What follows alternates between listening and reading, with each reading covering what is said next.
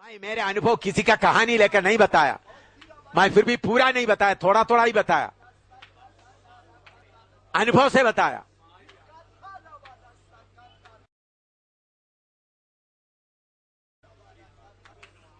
मैं एक आदमी होकर इतना शैतान का अड्डा तोड़ सकते तो आप लोग तैयार हो जाएगा तो कितना शैतान का अड्डा टूटेगा, कितना शैतान का अड्डा टूटेगा। नौजवानों के बीच में बना के रखा हुआ अड्डा कैसा तोड़ सकता है।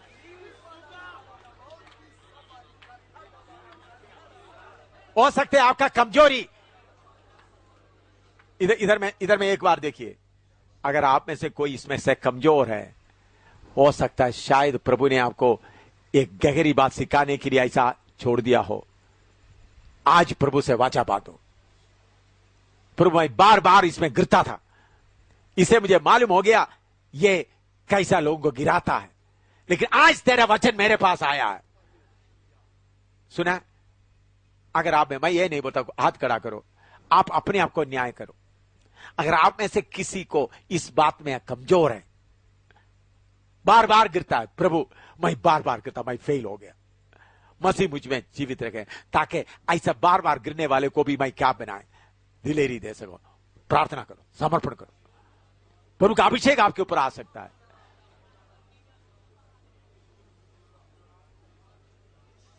मौका खत्म नहीं हुआ,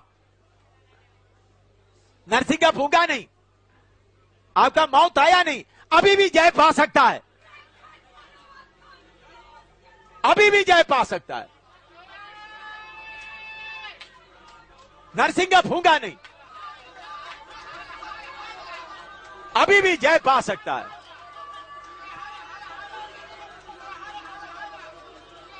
अभी भी ललकार सकता है।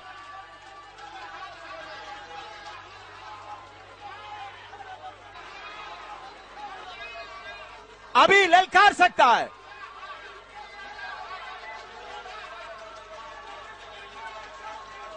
अभी ललकार सकता है। तुम्हारा समर्पण के ऊपर आग आएगा।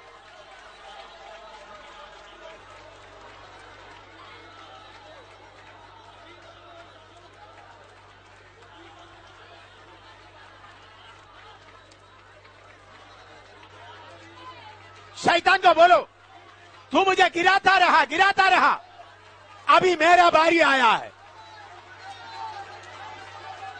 अभी मैं तुमको मिट्टी खिलाऊंगा।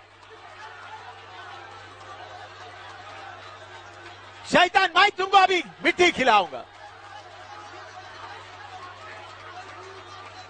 तूने मुझे गिराते आया, अभी मैं तुमको मिट्टी खिलाऊंगा।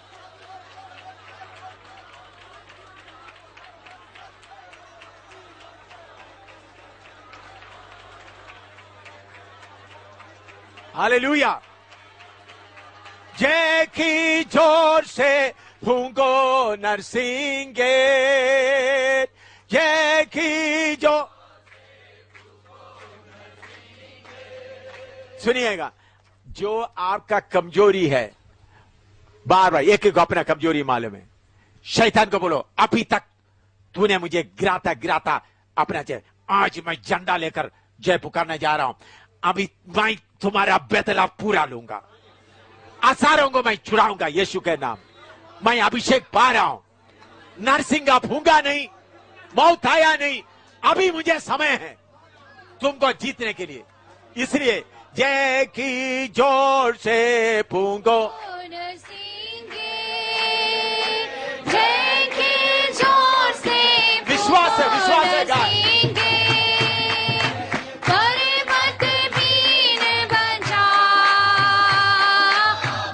आमीन। सुने, ये जय की जोर से भूंगने से बेदारी आएगा सोचकर नहीं कर रहा हूं मैं, जय का झंडा ऊंचा कर रहा है करके अनुभव से गाओ। ये बेदारी आने के लिए नहीं गा रहा है। पूरा जम्मू में, पूरा जगह में आप जिधर जिधर है उनको तुरी का आवाज सुनने दो। इन्होंने तुरी ले लिया है, उस विश्वास से गाओ। जय की जोर से फूंको,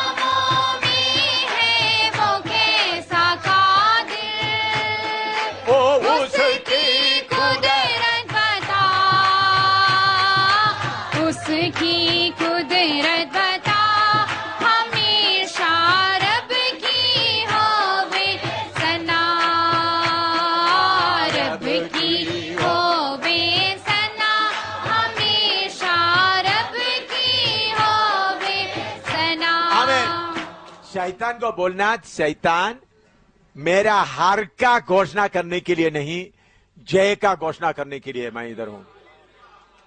बहुत बार तूने मुझे हरा कर घोषणा किया, आज से मैं समर्पण करता हूं। मैं अपने आप को शक्त करूंगा, अपने आप को मैं शक्त करूंगा। मैं जय का घोषणा कर रहा हूं। दूसरा पहला कोरिन्थी 6 का 19-20 में शरीर के द्वारा किसका महिमा हो?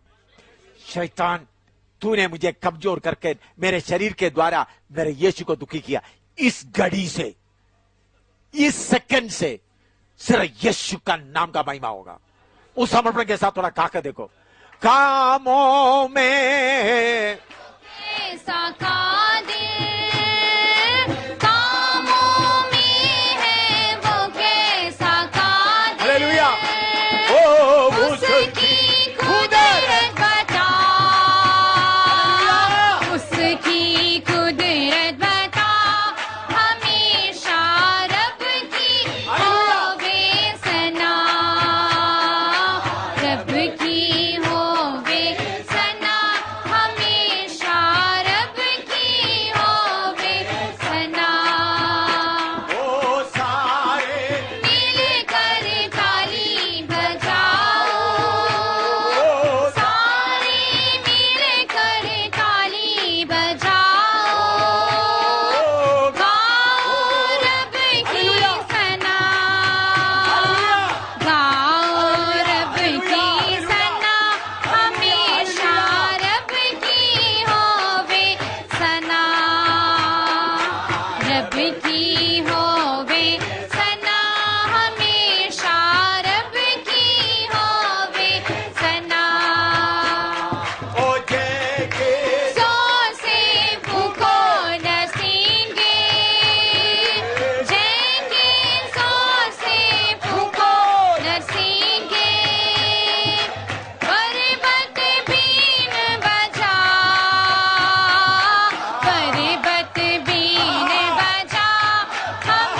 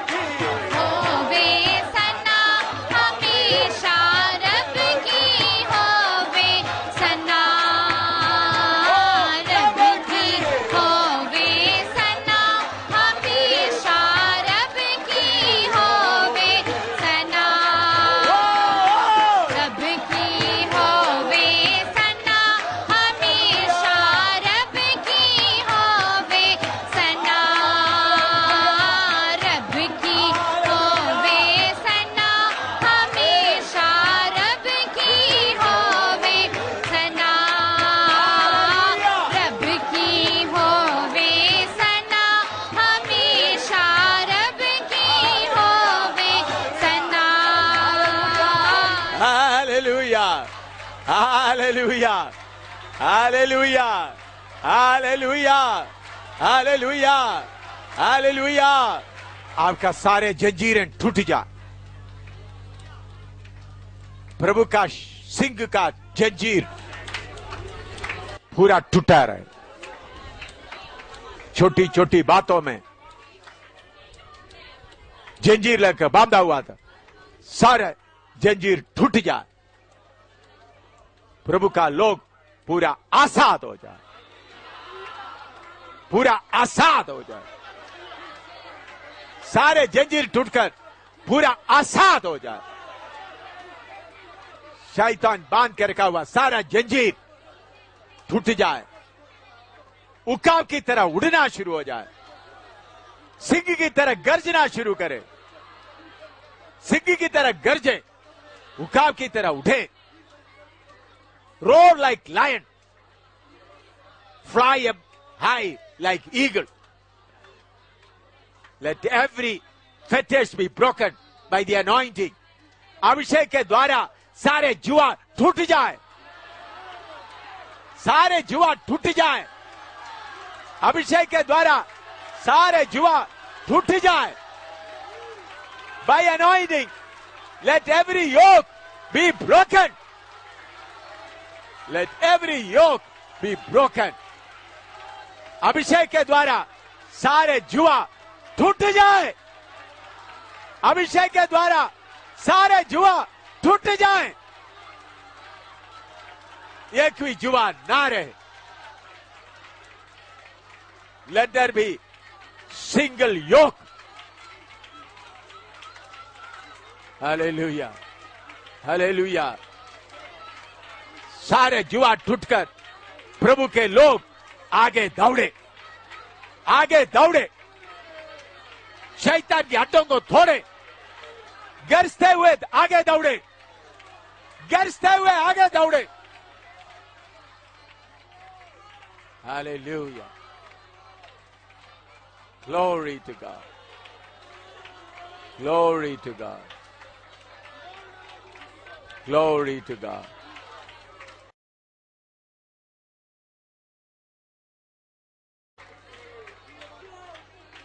प्रभु आप बहुत लोगों को छुटकारा दिया है। आज आप अनुभव करेंगे, बहुत लोगों का जंजीर टूट गया है। आप अपना जीवन में अनुभव करेंगे। सचमुच में बहुत लोग आज आजाद हो गया, सचमुच में आजाद हो गया है। आप अनुभव करेंगे। शैतान अभी तक आपको डरा डुरा कर बांध के रखा था, जंजीर जंजीर टूट गए। अभी जय के जोर से यीशु के पीछे चलता रहे।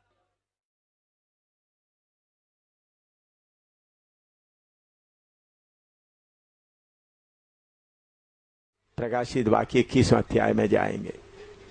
प्रकाशित वाक्य 21 का पहला 4 आयत। प्रकाशित वाक्य रेवलेशन चैप्टर 21, 20 तक खत्म हो गया, अभी 21। तो उस पढ़ने के पहले थोड़ा प्रार्थना करें इसको समझने के लिए। Hallelujah, hallelujah. आपका असली योजना को समझने के लिए हमको कृपा दे। पवित्र आत्मा एक एक को समझने की कृपा दे। पवित्र आत्मा आप हमको सिखाएं। शैतान का शक्तियां कोई रुकावट ना डाले। प्रभु एक एक का बुद्धि को आप खोल दें, यीशु के नाम, आमीन। अभी 23 का पहला से लेकर 4 तक पढ़िएगा। 21 का पहला से लेकर 4 तक। प्रकाशित 21 का पहला से लेकर 4 तक।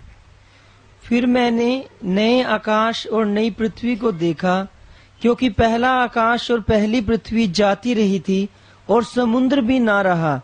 फिर मैंने पवित्र नगर नए यरूशलेम को स्वर्ग पर से परमेश्वर के पास से उतरते देखा, और वह उस दुल्हन के समान थी जो अपने पति के लिए श्रृंगार किए हो। फिर मैंने सिंहासन में से किसी को ऊंचे शब्द से यह कहते हुए सुना कि देख, परमेश्वर का डेरा मनुष्यों के बीच में है। वह उनके साथ डेरा करेगा और वे उसके लोग होंगे, और परमेश्वर आप उनके साथ रहेगा और उनका परमेश्वर होगा। और वह उनकी आंखों से सब आंसू पोंछ डालेगा और इसके बाद मृत्यु न रहेगी और न शोक न विलाप न पीड़ा रहेगी, पहली बातें जाती रही। आमीन। सर्वशक्तिमान परमेश्वर पृथ्वी बनाने का, मनुष्य बनाने का, इतना समस्या सब लाने का एक ही उद्देश्य था, नया धरती, नया आसमान बनाए और उसमें परमेश्वर का तुल्य बने हुए लोगों के साथ युगान युग तक रहे। तो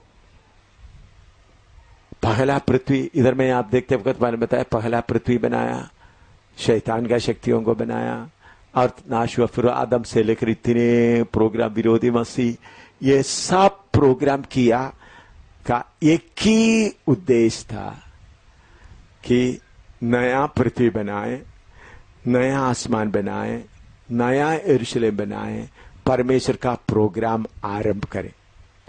तो अभी तक परमेश्वर का प्रोग्राम आरंभ नहीं हुआ, अभी तक उसका तैयारी सिर्फ चल रहा है। जैसा एक आदमी एक बहुत बड़ा मकान बनाना चाहता है, 2000 गज जमीन ले लिया या 10 मरला या 1 कनाल जमीन ले लिया, 2 कनाल जमीन ले लिया, एक 10-12 कमरे का बड़ा मकान बनाना है, तो सबसे पहले उन्होंने कॉम्पाउंड वॉल बनाता है। कॉम्पाउंड वॉल बनाने के बाद एक छप्पड़ डालता है या शेड, जिसमें उन्होंने सीमेंट, सरिया बाकी लाकर रखते हैं, पेंट वगैरह लाकर रखते हैं। हो सकता है उसी में उन्होंने अपना खाना बनाते, उधर सोता भी है। उस छोटे मकान में उससे उधर में इतना सुविधा नहीं है। ये सबके साथ रहकर उन्होंने मकान का काम पूरा करता है। मकान का काम पूरा करके उसका पेंट वगैरह सब लगा दिया। गृह प्रवेश के या घर का वार्मिंग सेरेमनी या घर का उद्घाटन करने के पहले उस छप्पर या उस शेड को उधर से उड़ा देता है, उखाड़ कर फेंक देता है और उधर में घास वगैरह लगा देते हैं, फूल लगा देते हैं, क्योंकि जो नया मकान बनाया है उसके सामने यह छप्पर किसी काम का नहीं। इसी मुताबिक परमेश्वर के मन के अंदर इस नया यरूशलेम, जिधर में परमेश्वर मनुष्यों के साथ एक जैसा रहे, ये प्रोग्राम परमेश्वर के अंदर में रखते हुए ही पृथ्वी को बनाया। ये इसलिए कलीसिया के बारे में लिखा, पुराने जमाने में परमेश्वर के अंदर का गुप्त बात किसी को मालूम नहीं हुआ, अब कलीसिया के द्वारा सबको, सब पर यह बात प्रमाणित हो रहा है, प्रकट हो रहा है। तो अभी आप जीत सीखने जा रहा है, वो है परमेश्वर का असली प्रोग्राम, जो सचमुच में युगान युग तक रहने वाला। अभी तक जो सीखा है उसका तैयारी सिर्फ था, उस प्रोग्राम के लिए सिर्फ तैयारी। तो अभी पृथ्वी में 10,000 मर जाएं, परमेश्वर को उसके बारे में, परमेश्वर नहीं चाहता कोई मरे, लेकिन ऐसा मरने में उनको चिंता नहीं। हमारे परमेश्वर के सामने हम मक्खी मच्छर की तरह। लेकिन इसके साथ ये क्या बात सब लोग याद रखना, आपके अंदर शरीर, आत्मा और प्राण। शरीर आप इधर उधर थोड़ी देर के लिए, कभी खुशी में कभी दुख में चलाएंगे, लेकिन आपका आत्मा प्राण किधर खर्च करेंगे, ये बात जानना बहुत जरूरी है। शरीर का कष्ट थोड़ी देर का कष्ट है, लेकिन आपका आत्मा प्राण अगर आप जागता हुआ रहेगा तो आग के झील में नहीं जाएंगे। कल हमने सीखा है, आग का झील, अंध का न्याय, आग का झील में डाला जाएगा, वो हमेशा का है। तो भाई बहन, आप अपने बारे में भी सोचना है, बाकी लोगों को भी ये बात बताना है कि आपका आत्मा प्राण उद्धार नहीं पाए तो आग के झील में जाएगा।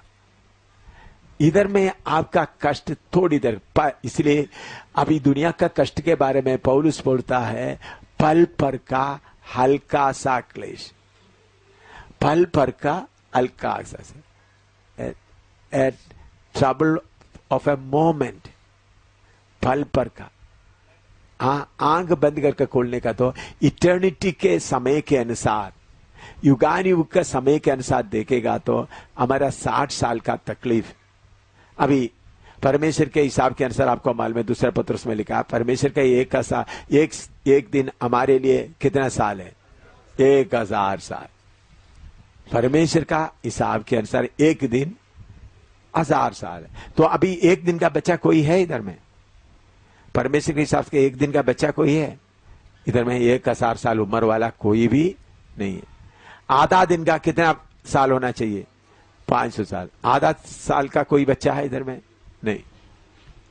ठीक है, फिर 12 घंटा, 12 घंटे के आधा कितना? 6 घंटा। 6 घंटा कितना साल का होना चाहिए? 250, 250 ईयर्स। इधर है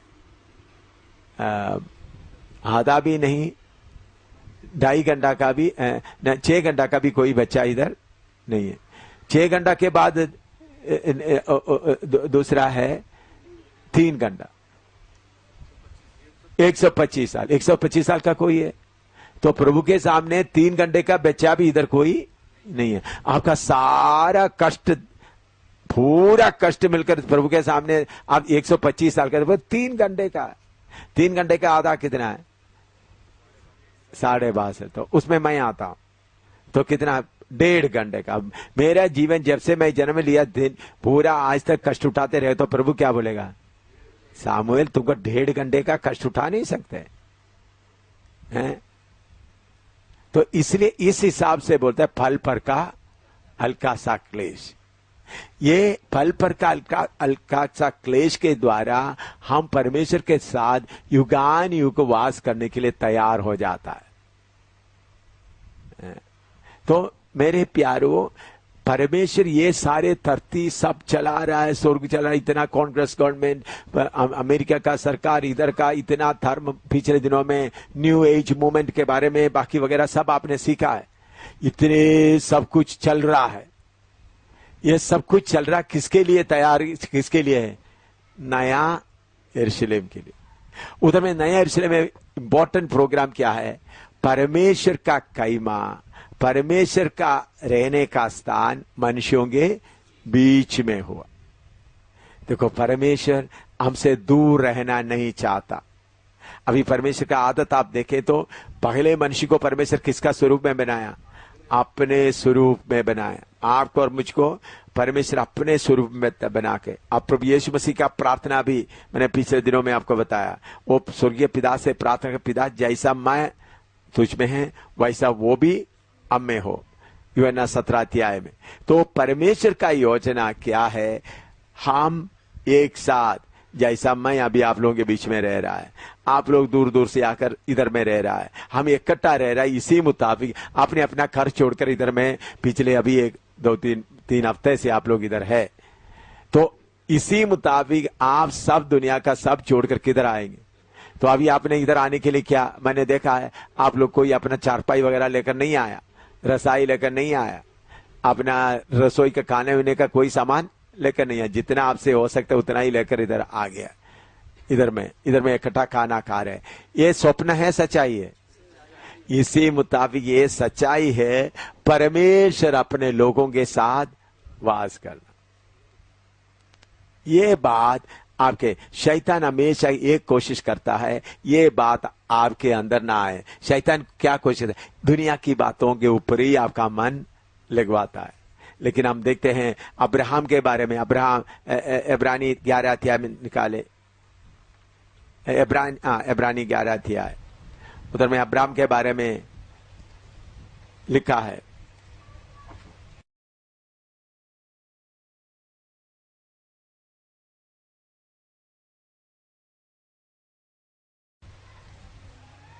नौ 10 पढ़िएगा।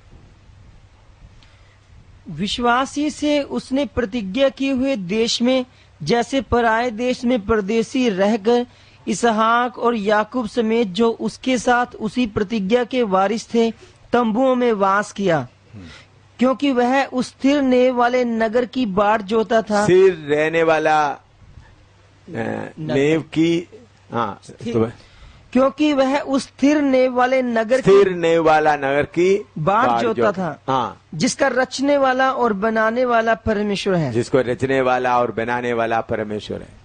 अब्राहम को देखिए, अब्राहम को उस नगर के बारे में कोई वायदा नहीं दिया था। अब्राहम को दिया हुआ वायदा सिर्फ क्या है, कनान देश का वायदा दिया था। क्या दिया था?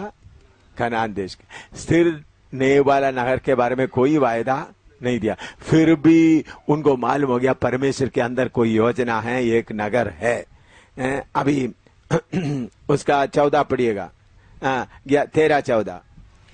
ये सब विश्वास ही की दशा में मरे और उन्होंने प्रतिज्ञा की हुई वस्तुएं नहीं पाई, पर उन्हें दूर ही से देखकर आनंदित हुए और मान लिया कि हम पृथ्वी पर परदेसी और बाहरी हैं। हाँ, दूर रहने वाला नगर को देखते रहा और उन्होंने सोचा पृथ्वी में हम कौन है, परदेशी और बाहरी है, थोड़ी देर के लिए।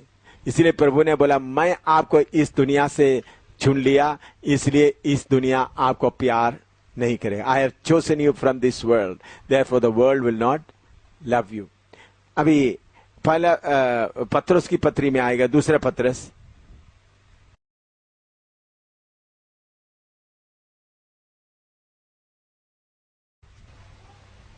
तीसरा अध्याय 10 से 13 तक पढ़िएगा। 2 Peter chapter 3 verse 10 to 13। 2 Peter chapter 3 verse 10 to 13। दूसरा पत्रोस तीसरा अध्याय 10 से 13 तक। परंतु प्रभु का दिन चोर की नाई आ जाएगा। उस दिन आकाश बड़ी हड़हड़ाहट के शब्द से जाता रहेगा और तत्व बहुत ही तप्त होकर पिघल जाएंगे और पृथ्वी और उस पर के काम जल जाएंगे।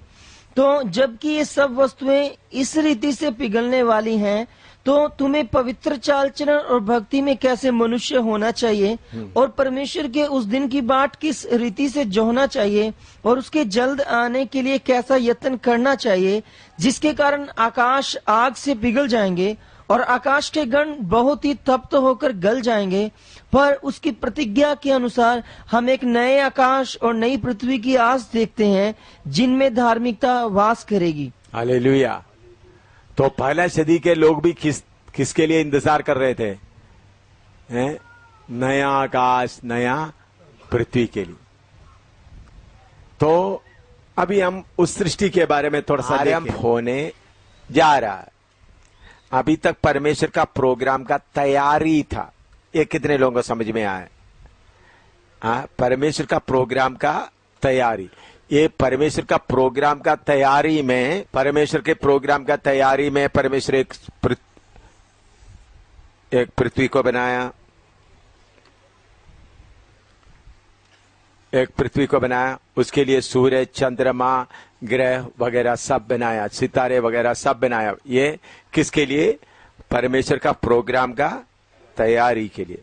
जब तैयारी जब पूरा हुआ तो परमेश्वर ये पूरा सोलर सिस्टम को क्या कर दिया? मिटा दिया। ये पृथ्वी के साथ का सोलर सिस्टम। लेकिन दूसरा जो उत्पत्ति पहला अध्याय में हम पढ़ते समय आपको एक बात समझ में आएगा। उत्पत्ति पहला अध्याय में लिखा है, पहला अध्याय का पहला पद, आदि में परमेश्वर ने आकाश और पृथ्वी की सृष्टि की। आकाश और पृथ्वी का सृष्टि किया। फिर उसके बाद उसमें आप देखते समय में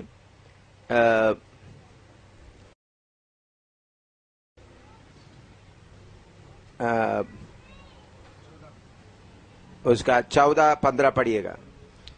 फिर परमेश्वर ने कहा, दिन को रात से अलग करने के लिए आकाश के अंतर में ज्योतियां हों और वे चिन्हों और नियत समयों और दिनों और वर्षों के कारण हों, और वे ज्योतियां आकाश के अंतर में पृथ्वी पर प्रकाश देने वाली भी ठहरें। तो ये सब पहला पृथ्वी के लिए सारे परमेश्वर योजना बनाया था। तो पहला पृथ्वी को मैंने बताया, पहला पृथ्वी बना के इस पृथ्वी में एदन वाटिका में कौन राज्य करता था?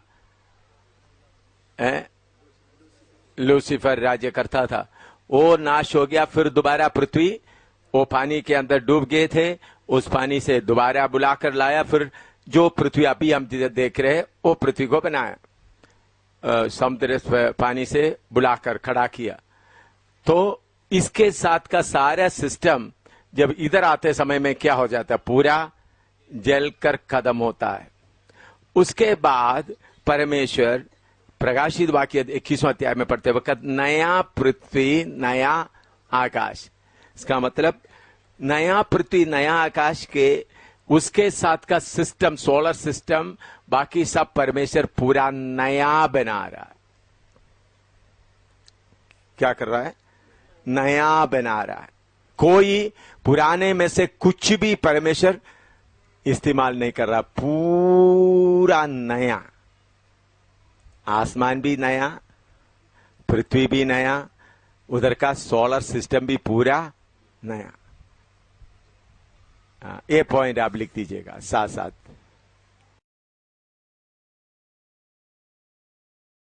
जो सिंहासन पर बैठा था उसने कहा कि देख मैं सब कुछ नया कर देता हूँ। सब कुछ क्या करता हूं?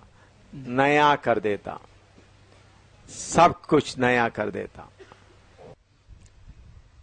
कुछ लोग सोचेंगे स्वर्ग में क्या जाने का क्या जरूरत है, स्वर्ग में नहीं गया तो क्या होगा? भाई कुछ नहीं होगा, आपका आत्मा प्राण क्या करता रहेगा? हैं? जलता रहेगा। स्वर्ग में मत जाओ, इधर ही खुशी मनाओ। स्वर्ग कौन देखा? आत्मा प्राण खत्म होने का नहीं है। वो स्वर्ग में रहे या आग में, दो ही जगह है। मुझे सोचते ठीक है भाई, शरीर में ठीक है, शरीर में जितना खुशी मनाओ, अपना मनमर्जी से चलो। स्वर्ग में कौन देखा, कौन जाना है? कुछ लोग बोलते हैं नरक इससे अच्छा है। मैंने कुछ लोगों का मुंह से सुना है, क्या है? हाँ, जब नरक के अंदर में पाव डालेगा तब मालूम होगा। मैंने तो नरक को सोचा ही नहीं था, मैंने सोचा नरक है। कुछ लोगों के मुंह से मैंने सुना है नरक इससे अच्छा। इसका मतलब उनको नरक का कोई ज्ञान है ही नहीं।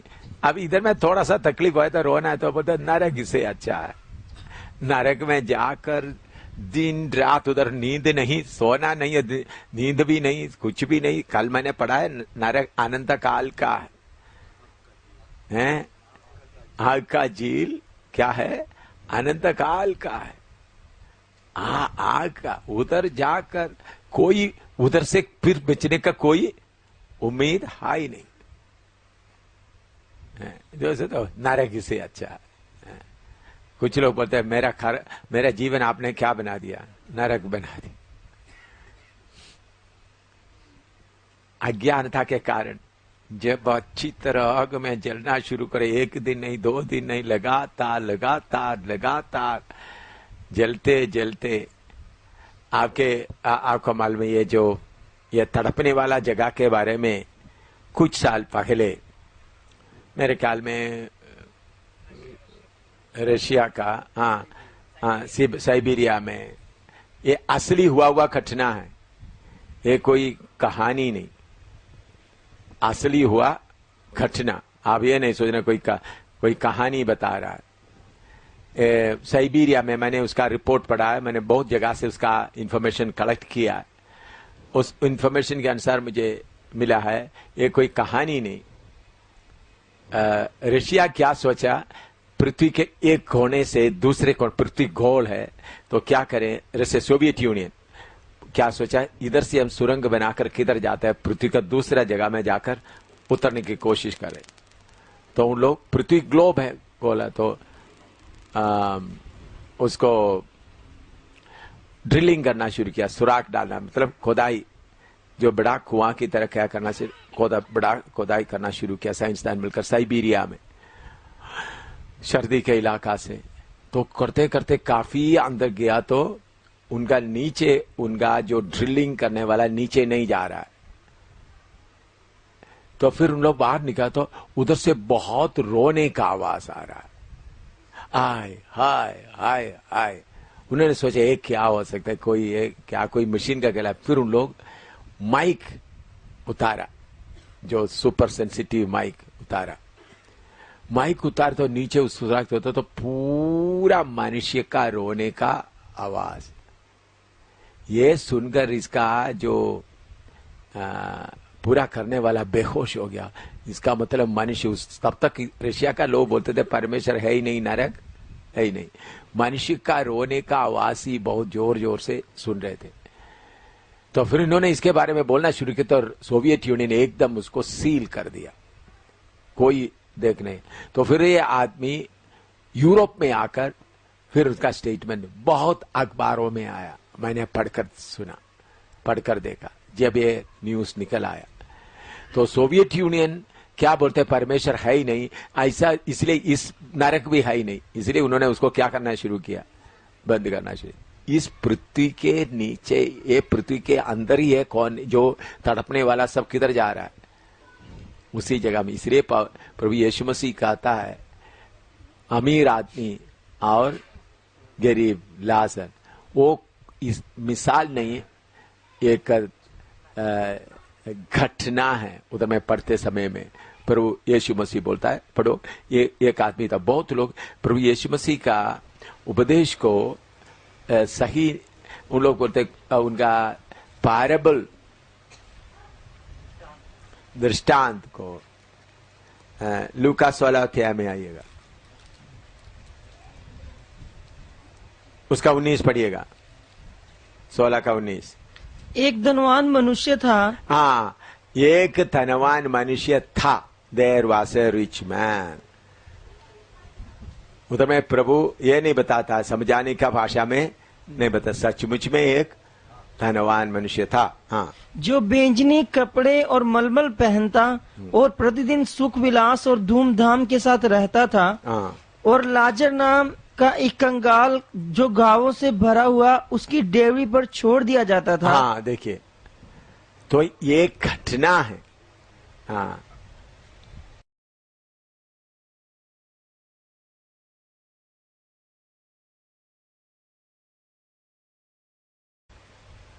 हाँ, उसका 23 पढ़िएगा। और अधलोक में उसने पीड़ा में पड़े हुए अपनी आंखें उठाई और दूर से इब्राहिम की गोद में लाजर को देखा। और पढ़ो। और उसने पुकार कर कहा कि हे पिता इब्राहिम, मुझ पर दया कर और लाजर को भेज दे, ताकि वह अपनी उंगली का सिरा पानी में भिगोकर मेरी जीभ को ठंडी करे, जीभ को ठंडी करे, क्योंकि मैं इस ज्वाला में तड़प रहा हूँ। इस ज्वाला में क्या कर रहा हूं, तड़प रहा हूं। लोग क्या बोलते हैं, इधर थोड़ा सा कष्ट हो गया, यही नरक है। लेकिन भाई, आत्मा प्राण को अमर नहीं होता, दर्द सहते हाय हाय हाय हाय हाय, सारे घमंडी लोग उधर जाएंगे। जो परमेश्वर का मर्जी को नहीं मानता, अपना मनमर्जी में चलने वाला सब उधर जाके हाय हाय हाय। पास्टरों का बेटियां भी जाएंगे, बेटे भी जाएंगे, और पास्टर भी ठीक नहीं चला, पास्टर भी जाएंगे। ये नहीं, पास्टर का बेटियां भी जाएंगे, बेटे भी जाएंगे, पास्टर भी जाएंगे, अगर ठीक तरह से नहीं चले तो कोई नहीं बचा सकता। आपका शरीर, आप आत्महत्या करेंगे, शरीर थोड़ा नाश होगा, लेकिन एक सेकंड में आपका आत्मा किधर जाएगा, उस जाला में। हाय हाय, ये सच है, ये कोई मनुष्य का दिमाग का कहानी नहीं है। रूस का देश क्या, तो उसका रिपोर्ट फिर जल्दी उन लोग क्यों उसको ढांप दिया, उसको रिपोर्ट को, ताकि रूस कौन सा देश बोलता है, रशिया परमेश्वर है ही नहीं, तो इसके लिए उनके पास कोई जवाब नहीं है। वो जगह उस दिन सील कर दिया, और उसके बाद आज तक वो जगह कोई किसी को सील करने, खोलने नहीं दे रहा। किसी साइंसदान ने कोशिश किया, खोलने नहीं दे रहा। इसी मुताबिक आपको मालूम है, नोआ का जो किश्ती है वो अरारत पहाड़ में मालूम किया, लेकिन अरब लोग क्या नहीं करता, उसको उसके ऊपर जाने नहीं देता है। देखा है, उसका किश्ती का हिसाब ही लेकर आया, लेकिन आगे का खोज। तो शैतान कैसा भी सच्चाई को झूठ में डालने के लिए पूरा कोशिश कर रहा है। तो मैं आपको बताता हूं, नरक एक सच्चाई है। नरक के बारे में आपको डर नहीं आया तो बस आप उस आग में पक्का क्या कहेंगे, आपका चारवी नरक में निकालेगा। कितना भी बोलने से भी कुछ लोगों को नरक क्या है, वो बोलते यही है। कुछ लोग बोलते आपने मेरा जीवन को नरक बना दिया। क्या बोलते हैं, आप ही मेरे, इसे नरक कौन सा है, इसे नरक अच्छा है, क्या बोलते हैं, नरक इसे, नरक के अंदर में जाकर दिन रात जलते समय में ये बातें याद आएगा। तो मैंने सोचा वो सच्चाई नहीं था, यही सच्चाई है। जैसा दिन रात एक सच्चाई है, उसी मुताबिक नरक एक सच्चाई है, उसी मुताबिक यह नया यरूशलेम भी एक सच्चाई है। देखिए, इस नया यरूशलेम के लिए परमेश्वर कितने हजार साल का तैयारी किया। नया यरूशलेम के लिए परमेश्वर कितने, आदम को बनाया, अब्राहम, नूह, अब्राहम, इस्राएल पूरा, फिर बाद में समय पर कलीसिया आ गया। तो ये सब किसके लिए, कौन सा बात, इसलिए पौलुस बोलता है एक भेद जो परमेश्वर का मन में छुपा हुआ था अभी प्रकट हुआ, कलीसिया के द्वारा अभी प्रकट हुआ। तो इसलिए मेरे प्यारो, अभी आप जो सीखने, अभी तक जो सीखा है तात्कालिक था, टेम्पररी था, ये सब मिटने वाला है। ये भी हम जो देख रहे हैं सब क्या है, तात्कालिक। अभी जो सीखने जा रहा है कौन सा है, असलियत, युगान युग तक रहने का, उसका अंत कभी नहीं होगा। हाँ, तो उसके लिए परमेश्वर युगान युग का प्रोग्राम शुरू होते समय में नया आसमान नया आकाश के साथ शुरू कर रहा है। किससे शुरू करता है, नया आसमान नया आकाश।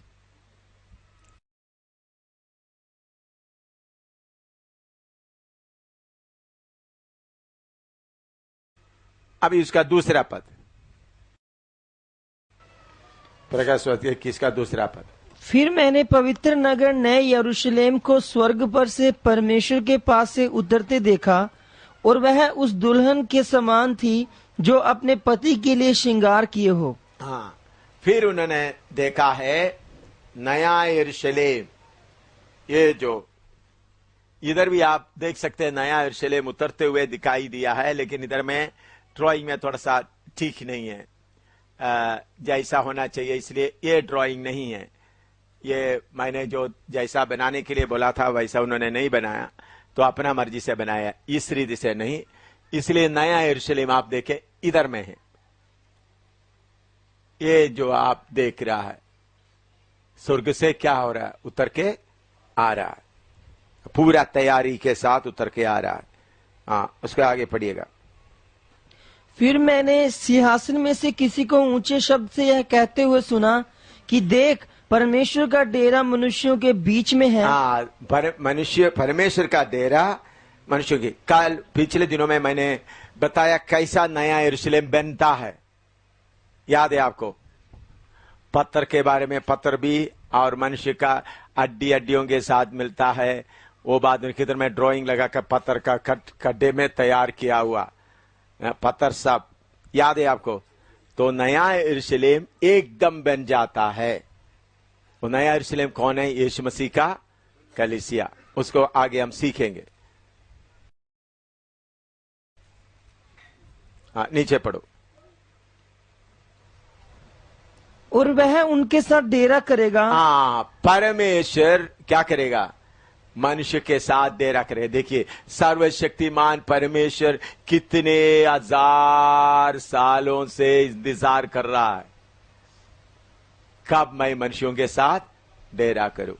इसलिए पहला मनुष्य को भी परमेश्वर किसके स्वरूप में बनाया, अपने स्वरूप में बनाया, ताकि मनुष्य के साथ क्या करे, डेरा करे। हालेलुया। परमेश्वर अपना साथ लोगों को रहकर रहने का कोई फर्क ना रहे, परमेश्वर अपना लोगों के बीच में कोई फर्क ना रहे। हाँ, इसलिए परमेश्वर क्या करता है, बोलता है मैं उनके साथ वास करे। ये हिंदू थियोलॉजी, हिंदू और मुसलमान थियोलॉजी, बुद्धिस्ट थियोलॉजी सबसे अलग है। उन लोग जो अपना कल्पना में अल्लाह को बना के रखा, मोहम्मद को बना के रखा, फर्क उधर रहता है। लेकिन प्रभु यीशु मसीह के द्वारा जो सुसमाचार हमको मिला है, उसमें परमेश्वर अब में कोई फर्क ना रहेगा। ये बात आपका मन में अच्छी तरह जाना है। तभी आपको परमेश्वर जैसा बनने का इच्छा आएगा। नया यरूशलेम में जाने वाला परमेश्वर का तुल्य वाला ही होगा, जो परमेश्वर के समान बना। ठीक है, उधर में रोना धोने का कोई जगह नहीं है। कोई अगर थोड़ा सा भी कमी होगा तो भी उधर नहीं जाएगा। इसके लिए परमेश्वर कब से, देखिए थोड़ा ध्यान दे, पर नया यरूशलेम के लिए परमेश्वर कितना योजना बनाए, कितने साल का इंतजारी कर रहा है। उन्होंने अपना पुत्र को भी भेज दिया, पवित्र आत्मा भी भेज दिया, फिर प्रभु कोई कमी सहेगा उधर में? बोलो, इतना कुछ करने के बाद परमेश्वर कोई कमी उधर में सहेगा? कोई कमी नहीं सहेगा। परमेश्वर उनके बीच में, अभी आत्मा में परमेश्वर हमारा बीच में है, लेकिन समय आने वाला है सचमुच में परमेश्वर क्या होगा? हमारा बीच में वास करेगा। तो परमेश्वर हमारा बीच में वास करते हुए कैसा रहेगा? हमारे जैसा ही रहेगा। हालेलुया। हम उनके समान होंगे, हमारा दर्जा उनके दर्जा का बराबर हो गया। इसलिए पहला यूहन्ना 2:3 पढ़िएगा। पहला यूहन्ना 2:3, फर्स्ट यूहन्ना 2:3 या 3:2, 3:2। पहला यूहन्ना 3:2, फर्स्ट जॉन 3:2। हे प्रियो, अभी हम परमेश्वर की संतान हैं और अब तक यह प्रकट नहीं हुआ कि हम क्या कुछ होंगे। इतना जानते हैं कि जब वह प्रकट होगा तो हम भी उसके समान होंगे, क्योंकि उसको वैसा ही देखेंगे जैसा वह है। हाँ, हम किसके समान होंगे? परमेश्वर के समान होंगे। देखो परमेश्वर का प्रेम देखिए, हम उनके पीछे निकल कर आने से उन्होंने हमको किसके समान बनाने जा रहा है। इधर में हमारा रहने का कितना है? कितना? 60 साल, 50 साल, 90 साल। तो इधर का कष्ट कुछ भी हो तो इसलिए पौलुस बोलता है पल पर का हल्का सा क्लेश। तो हमको एक बड़ा उम्मीद मिला है, हम परमेश्वर के समान हो जाएंगे। किसके समान हो जाएंगे? परमेश्वर के समान। इसलिए अब पिछले दिनों में हमने पढ़ा है, जो जय पाएगा क्या करेंगे? उनके साथ सिंहासन में, जैसा प्रभु यीशु मसीह जय पाकर अपना पिता के सिंहासन में बैठा, तो हम भी किसके बराबर में होंगे? मैंने 24 बुजुर्गों को, 24 एल्डर्स के बारे में सिखाया। उन लोग भी किधर में बैठा हुआ है? सिंहासन में। तो मेरे प्यारो, नया यरूशलेम में आपका और मेरा और परमेश्वर का स्टैंडर्ड लेवल एक ही है। तो आपको इस धरती में रहते हुए आपका इस मिट्टी के अंदर आपका प्राण और आत्मा को किसका समान बनाना है? परमेश्वर के समान बना। आपके अंदर एक आत्मिक मनुष्य है, उसके अलावा आपका आत्मा और प्राण को भी किसके समान बनाना है? परमेश्वर के। तो देखो कितना बदलना होगा। पिछले दिनों में महीन मलमल के बारे में हमने सीखा। महीन मलमल कुछ मालूम हो गया ना? महीन मलमल कैसा बनता है? समझ आया? याद रहेगा? महीन मलमल कैसा बनता है? एक एक क्योंकि शादी आप पहुंचा है, उनको क्या पहनने का सौभाग्य मिला है? महीन मलमल। तो आपके अंदर एक फूक होना है, मैं यीशु के समान कैसा बनूं, मैं यीशु के समान कैसा बनूं। हम नया यरूशलेम में वास करने का, मेरे मन के अंदर में नया यरूशलेम के वास करने का वो बात मुझे ज्यादा प्रेरणा नहीं देता है। मुझे इतना प्यार किया हुआ यीशु के नजदीक में जाना, उनको देखना, वो बात मुझे ज्यादा क्या करता है। नया यरूशलेम, तो ऐसा करने से नया यरूशलेम, मुझे नया यरूशलेम का लालच नहीं रहता, लेकिन मेरे यीशु के पास जाना तो उसके समान ही बनने से ही क्या होगा? उनके पास जा सकता है। तो इसलिए मुझे प्यार किया मेरे यीशु के लिए, मैं क्या छोड़ू, क्या त्यागूं, क्या मार खाऊं, क्या निंदा सकूं, कुछ भी हो, मैं क्या करूं? उसके समान हो जा। उसके लिए चाहे कितना भी कीमत देना पड़े, कितना भी कष्ट उठाना पड़े, कितना भी परेशानी उठाना पड़े, लोग कितना भी निंदा बोले, खुद मुझे कैसा है, मेरे यीशु के पास पहुंचना है, यीशु के पास पहुंचना है, तो मैं उसके समान बनने के बिना उधर नहीं जा सकता। इसलिए पौलुस बोलता है परमेश्वर का प्रेम हमको विवश करता है, मजबूर करता है। उनके साथ एक प्रेम आ गया, परमेश्वर यीशु मसीह के साथ एक प्रेम आ गया। वो प्रेम अंदर आने के कारण उसके समान बनने के लिए मन इतना क्या होता है, कैसा मैं यीशु के पास है, यीशु के पास कैसा पहुंचू, कैसा मैं यीशु के पास पहुंचू। तो मैंने पिछले दिनों में आपको एक वचन याद दिया, शायद आप लोगों कुछ लोग नोट किया होगा।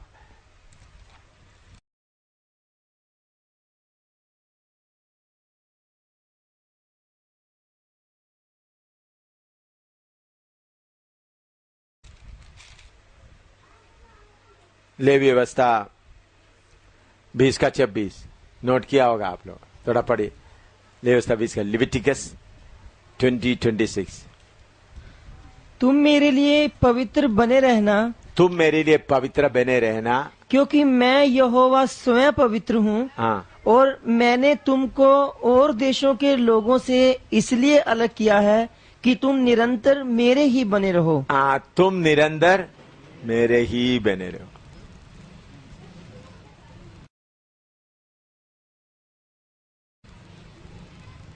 तुम निरंतर मेरे, that you should be mine. तुम निरंतर मेरे ही बने रहो।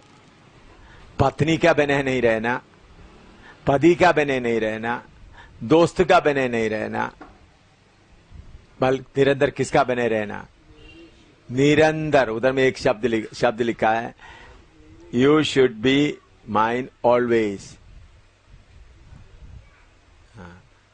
हिंदी में क्या है, पढ़ो। कि तुम निरंतर मेरे ही बने रहना। निरंतर मेरे ही बने रहना, इसका मतलब क्या है, निरंतर मेरे ही बने रहना है, इसका मतलब बोलो। हालेलुया। मैं आप मेरा बाइबल में देखा तो उधर में मैंने अपने आप को सबमिट किया करके लिखा हुआ है। किसके लिए, निरंतर में किसके बने रहेंगे, यीशु का। ना बाप का, ना माँ का, ना पत्नी का, ना बेटे का, बेटी का, ना दोस्तों का, बल्कि निरंतर किसका, यीशु का बने रहे। जब आपके अंदर यीशु ने हमारे लिए इतना कष्ट उठाया, ये बात हमारे दिल के अंदर आते समय में निरंतर उसका बने रहने का मन आपके अंदर आता है। हम इकट्ठा वास करेंगे परमेश्वर के साथ। परमेश्वर उसके लिए कब से इंतजार कर रहा है, दुनिया की बुनियाद से इंतजार कर रहा है। यह सच्चाई है। तो नया यरूशलेम में परमेश्वर हम लोग इकट्ठा क्या करेंगे, वास करेंगे। समझ रहे हैं, यह सिर्फ एक बुद्धि का बात नहीं है, बल्कि एक सच्चाई है। तो परमेश्वर के साथ अभी बहुत लोगों का मन के अंदर में कैसा भी इधर का तकलीफ दूर होकर कोई नरक से बच जाए, इधर का तकलीफ दूर होकर आराम से रहे, ऐसा एक चिंता रहता है। लेकिन थोड़े लोगों के अंदर है, प्रभु मैं आपके पास आना चाहता हूं, आपके नजदीकी में आना चाहता हूं, आपके साथ रहना चाहता हूं। सबके अंदर नहीं होता। बहुत लोग चलो प्रभु आप मुझे मदद करें, आप मेरा तकलीफ वगैरह दूर करें, मैं ठीक साथ रहे, मेरा पत्नी ठीक रहे, मेरा पति ठीक रहे, मेरा बच्चा ठीक रहे, वो स्कूल में टीचर है, हालेलुया, फिर हालेलुया गाते रहेंगे, फिर ऊपर तो जाएगा, नरक में नहीं जाएगा बस। लेकिन जिसके अंदर प्रेम मजबूर करता है, वो are compelled by the love of God, उनके दिल के अंदर में यीशु मैं आपके नजदीक में और आना चाहता हूं, और आना चाहता। देखिए जब यीशु के साथ का संगति का मीठापन आपको अनुभव एक बार अनुभव करेगा, तो फिर उससे दूर जाने का मन ही नहीं रहेगा। थोड़ा सा भी दूर गया तो अंदर में क्या रहेगा, बेचैनी रहेगा। तो ये परमेश्वर का असली प्रोग्राम क्या है, नया यरूशलेम। तो आप इतना भाग दौड़ कर मेहनत किया तो उधर नहीं पहुंचा तो फायदा क्या है भाई? हैं? इसलिए पौलुस बोलता है मैं अपने आप को मारता कूटता वश में करता हूं ताकि औरों को प्रचार करके मैं निकम्मे ना बनूं। किसी को ऊंचे शब्द से यह कहते हुए सुना कि देख परमेश्वर का डेरा मनुष्यों के बीच में है और वह उनके साथ डेरा करेगा और वे उसके लोग होंगे और परमेश्वर आप उनके साथ रहेगा और उनका परमेश्वर होगा। हाँ, परमेश्वर आप उनके साथ रहेगा। आप कभी इमेजिन कर सकते हैं यीशु हमारे साथ रह रहा है, हैं? मैं कभी कभी होता हूं पत्रोस यूहन्ना को कितना सौभाग्य मिला, यीशु के साथ खाना खाए, यीशु के साथ सोए, यीशु के साथ सफर करें। लेकिन वो सिर्फ 3 साल के लिए था, लेकिन हमको कितना देर तक रहेंगे? युग तक यीशु के साथ रहेंगे, यही हमारा आशा है। और उसका 4 पढ़िएगा। और वह उनकी आंखों से सब आंसू पोंछ डालेगा। हाँ हाँ, और इसके बाद मृत्यु न रहेगी और न शोक न विलाप और न पीड़ा रहेगी, पहली बातें जाती रही। हाँ। तो इसका मतलब उधर भी जब रोना आते वक्त प्रभु यीशु मसीह क्या करके आएंगे? हैं? रुमाल लेके आएंगे, मेरा बेटी अभी रमाई तुम्हारा भाई। ऐसा नहीं, उधर जाकर रोने का नहीं है। आप पृथ्वी में रहते वक्त उनके लिए कितना रोया वो पोंछ डालेंगे, फिर आगे रोना नहीं होगा। आप ये नहीं सोचना प्रभु, हाँ प्रभु इधर में मैं रहते वक्त में मेरा आंसू पोंछने के लिए कोई नहीं था, कम से कम मैं नया यरूशलेम में आकर रोए। आपको नया यरूशलेम देखने को भी नहीं मिलेगा। रोने वाला एक भी उधर नहीं पहुंचेगा। रोने वाला एक भी, अपने लिए रोने वाला एक भी उधर नहीं पहुंचे, एक भी नहीं पहुंचेगा अपने लिए रोने वाला। हमको क्यों अपने लिए रोना आता है? हमारा खुद ही हमारे साथ रहने के कारण उसको चोट लगता है, इसलिए क्या होता है? रोना। एक एक का रोना देकर बता सकते हैं उनका कितना किलो उनके पास है। कितना टन खुदी को लेकर घूमता है। कैसा अंदाजा लगा सकता है? उनको रोना देखते ही मालूम होता है कितना टन खुदी लेकर घूम रहा है। लेकिन कुछ लोग हैं कितना भी तकलीफ होगा तभी रोएगा नहीं, आत्माओं के लिए रोएगा, नाश होने वाला आत्माओं के लिए रोएगा, उसके लिए रोता रहेगा। अपने लिए रोने वाला सब कौन सा किसके लिए रोता है? तो आप कभी कभी कुछ लोग मुझे देख करके, मैं इतना रोने से उनको कोई फर्क नहीं पड़ता। भाई तुम खुद ही के लिए रोते हो, मुझे गुस्सा आता है। कुछ लोग सोचते हैं क्या, मैंने देखा है कुछ रोकर मुझे पिघलाने की कोशिश करे। भाई तुम्हारा रोना देखकर मुझे गुस्सा आता है, आपको मारने मन आता। आप सोते रोते रोते थोड़ा ठीक कर दे भाई, क्योंकि रोना खुद ही के लिए रो रहा है। छोटा बच्चा है तो उसको अनजान है, उनको मालूम नहीं। वचन जानने के बाद भी रो रहा है तो क्या बोलना है? चलो भाई तुम्हारा बदबू मैं, रोने का बदबू मैं क्या नहीं कर सकता, जाकर बाहर जाकर रोकर दो, पूरा रोने घंटों तक रोकर फिर आ जाओ। तुम्हारा रोकर बदबू पूरा निकाल कर आ जाओ। तुम्हारा रोना किसका है? बदबू जल रहा है, बदबू जल रहा है, रबर जल रहा है। रबर जल रहा है तो कैसा? रबर जलने से कितना खुशबू आता है? आपने सुना है रबर टायर जलते समय में हैं कितना खुशबू आता है? रबर जलते हुए भाई नाक बंद करके जा रहे। तो इसी मुताबिक आपका रोना कौन सा मालूम है? खुद ही रो रहा है। तो मुझे कैसा लगता है, हैं? तो आप बोले यार इतना कठोर आदमी है, इतना रोने से भी कोई भाई बदबू आ रहा है, क्या करूं? नाक बंद पकड़ने के अलावा क्या करूं? अगर आत्माओं के लिए रो रहा है तो खुशबूदार होता है, फिर आपके साथ मिलकर रोने का मन करता है। नाश होने वाले इंडिया के लिए रो रहा है, नेपाल के लिए रो रहा है, चाइना के लिए रो रहा है, किसी का उद्धार के लिए रो रहा है, तो आपके साथ गला लगकर रोना। अपने लिए रो, फलाने ने मुझे गुस्सा कर दिया, बस रबर शुरू कर दिया जलना। मुझे ये नहीं मिला, मुझे ये नहीं मिला, आप मेरे बारे में ध्यान भी नहीं देते हूँ। भाई ये तो सबसे बड़ा रबर है। आप मेरे बारे में ध्यान भी नहीं देते। समझा? मतलब का प्यार का रबर डालकर क्या करता है? मतलब का प्यार का रबर डालकर खूब जला देता है। जला के बोलते हैं ओ देखो। कुछ लोग रो रो के, मैंने देखा कुछ लोग रोने के बाद उनका रोना नहीं देखता, फिर गुस्सा आ जाता है उन लोगों को। पर या कभी कुछ लोग गुस्सा डालता है, गुस्सा के बाद रोना। भाई ये दोनों नहीं चलेगा, गुस्सा भी नहीं चलेगा, रोना भी नहीं चलेगा। वचन के अनुसार का बात चलेगा। हालेलुया। रोना मैं बोलता, देखो मेरा पिता मरा, एक बूंद आंसू भी मुझे नहीं आया। मेरा माता मरा, एक बूंद आंसू भी नहीं, एक बूंद भी नहीं आया। कितना प्यार करने वाला पिता। मेरा सन इन लॉ मरा, एक बूंद भी आंसू नहीं आया। धन्यवाद क्या, हालेलुया। उनका कष्ट क्या हो गया, खत्म हो गया।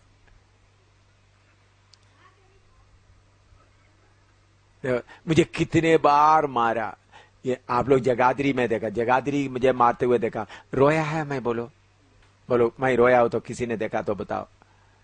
इतना बुरी तरह से मार कर मुझे घसीट कर लेकर रोड तक, अभी आप लोग बहुत कुछ लोग देखा, मुझे घसीट के लेके गया।